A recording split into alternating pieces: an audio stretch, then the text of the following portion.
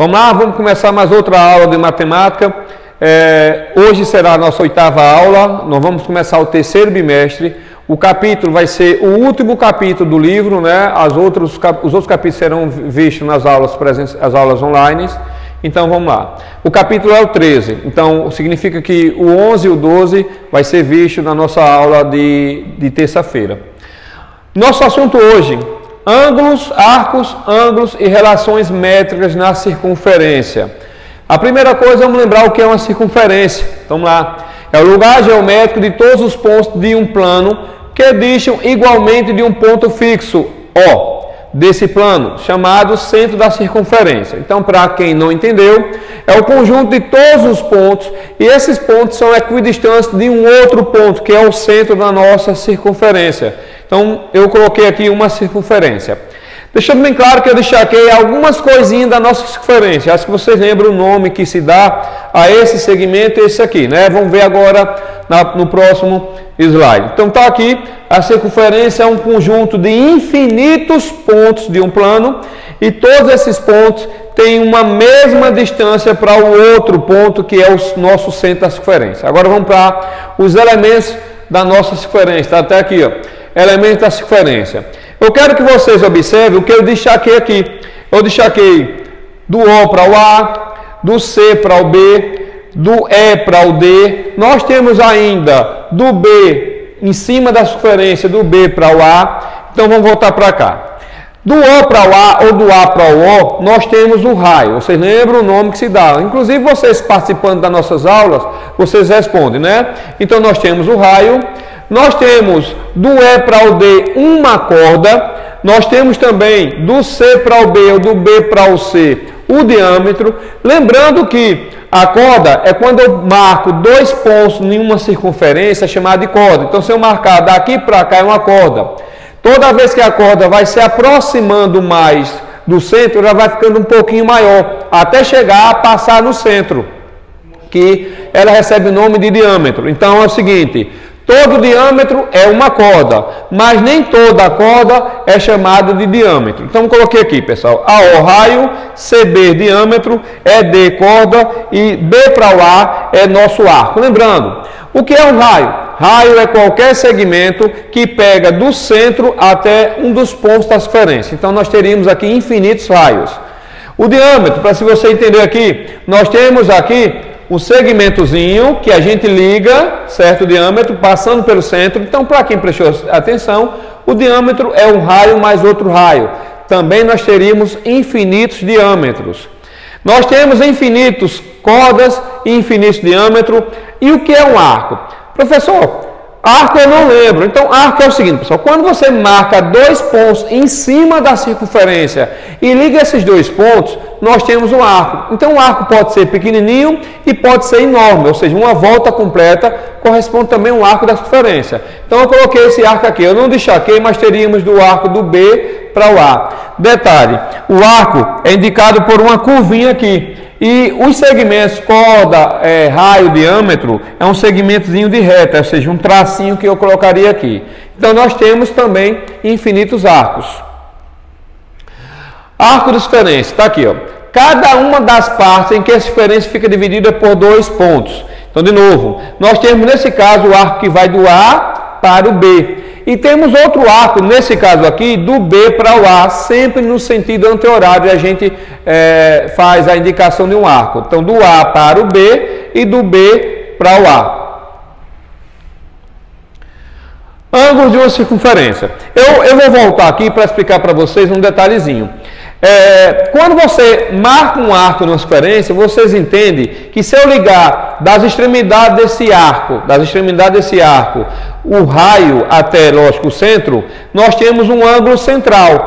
Então preste atenção: todo arco corresponde a um ângulo central e todo ângulo central corresponde a um arco. Então a gente vai estudar agora os ângulos da circunferência. Ângulo de uma circunferência, o ângulo central, vamos lá. É todo ângulo cujo vértice, observe, pessoal, o que é o vértice, você já sabe o que é o vértice, é o centro da circunferência. Os lados de um ângulo central correspondem, pessoal, é igual ao raio. Então eu tenho um arco que vai do B para o A agora, e esse arco corresponde a um ângulo central. E agora a gente vai aprender como se calcula a medida de um ângulo central. A medida de um ângulo central é igual à medida em graus de seu arco correspondente. Então olha só, a medida desse arco aqui, do B para o A, eu chamei de alfa.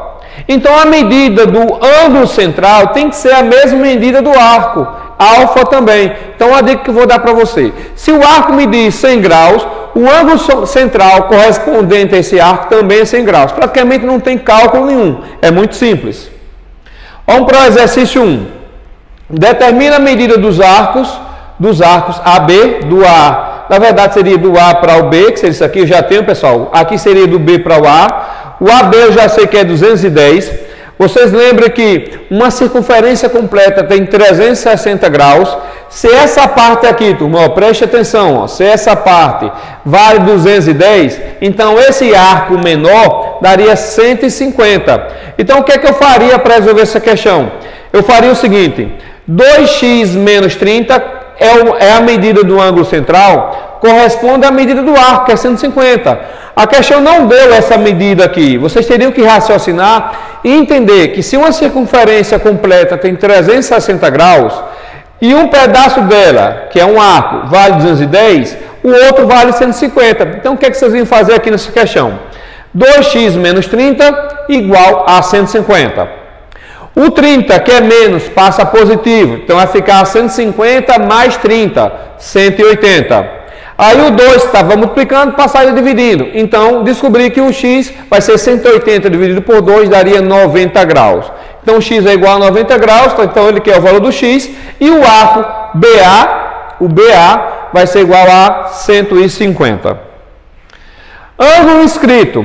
Vamos lembrar, eu acabei de explicar para vocês que a medida do ângulo central é exatamente igual à medida do arco, né, em graus. E o que é um ângulo inscrito? Vamos explicar agora o que é um ângulo inscrito. Lembrando, o ângulo central, os lados seriam o raio, vinha para o centro. O ângulo inscrito, para quem prestou atenção, é o ângulo cujo vértice fica exatamente em cima da circunferência. Então está aqui, ó, o ângulo rosinha está o vértice exatamente em cima. Então vamos lá.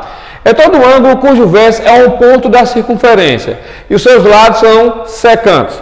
Professor, eu esqueci o que são secantes. Secantes é quando tem dois pontos em comum com uma circunferência. Então, cuidado para não confundir. Ângulo central, o vértice no centro. Ângulo inscrito, o vértice em cima da circunferência.